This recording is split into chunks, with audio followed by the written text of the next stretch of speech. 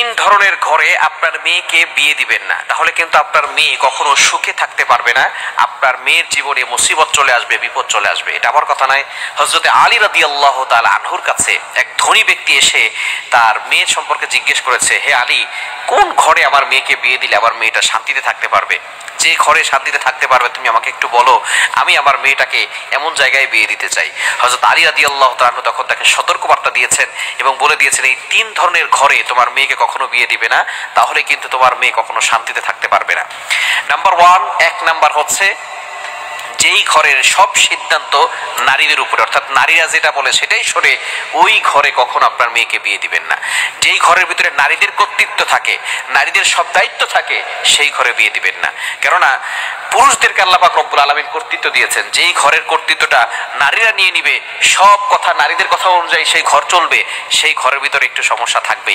কেননা একজন নারী আরেকজন নারীকে দেখতে পারে না, একজন নারী আরেকজন নারী দেখতে পারে না। বর্তমানে আলহামদুলিল্লাহ ভালো হয়েছে। এখন বর্তমানে আবার অনেক জায়গায় এমন হয়েছে, জাহিলি যুগের থেকেও খারাপ হয়ে গেছে।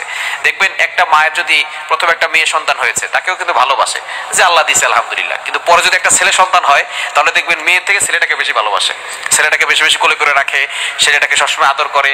হ্যাঁ, ছোট ঠিক আছে, কিন্তু তারপরও মেয়েটাকেও তো করতে হবে, ভালোবাসতে হবে। কিন্তু দেখা যাচ্ছে মায়েদের ছেলেদের প্রতি টান বেশি, আর বাবাদের মেয়েদের প্রতি টান বেশি। আবার অনেক সময় কিছু বাবা এমন আছে, মেয়ে বারবার হলে বলে আমার একটা ছেলে লাগবে, তুমি শুধু বারবার মেয়ে জন্ম দিচ্ছ কেন? জন্ম দেওয়ার মালিক এবং মেয়ে সন্তান এবং ছেলে সন্তান দেওয়ার মালিক কে? আল্লাহ। এজন্য অবশ্যই এই বিষয়গুলো আমাদেরকে স্মরণ রাখতে হবে।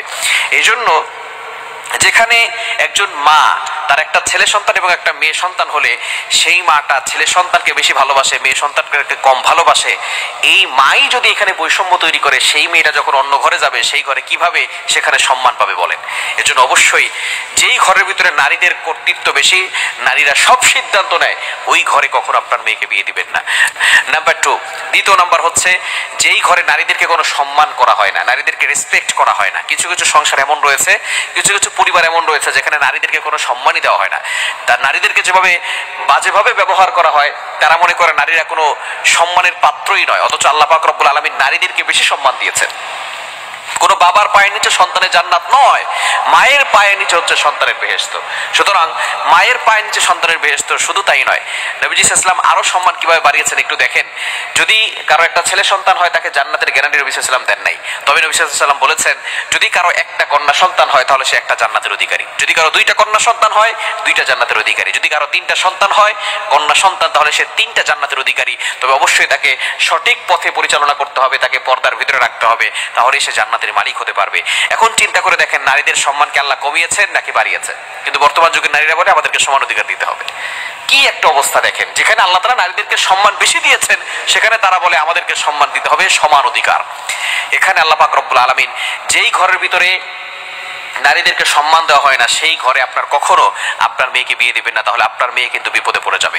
তিন নাম্বার, যেই ঘরের ভিতরে তালাক বেশি হয়, ডিভোর্স বেশি হয়, অর্থাৎ সেই ঘরের যে কর্তৃত্ব, যে সমস্ত পুরুষরা আছে তারা বেশি বেশি তালাক দেয়, ছেলের ভাই, ছেলের চাচা, ছেলের বাবা এক একজন মহিলাকে বারবার তালাক দেয়, এই ধরনের ছেলের সাথে কখনো, এই ধরনের পরিবারের সাথে কখনো আপনি আত্মীয়তার সম্পর্ক রাখতে যাবেন না।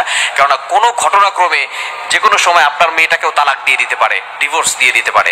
এরকম যদি হয়, তাহলে কিন্তু আপনার মেয়ে কঠিন বিপদে পড়ে যাবে। এজন্য এই তিন ধরনের ঘরের সাথে কখনো আত্মীয়তার সম্পর্ক করতে যাবেন না, তাদের সাথে মেয়েকে বিয়ে দিবেন না, তাহলে কিন্তু আপনার মেয়ে অশান্তির ভিতরে পড়ে যাবে। আল্লাহ পাক রব্বুল আলামিন আমাদের সকলকে এগুলো বুঝে তারপরে চলার তৌফিক দান করেন।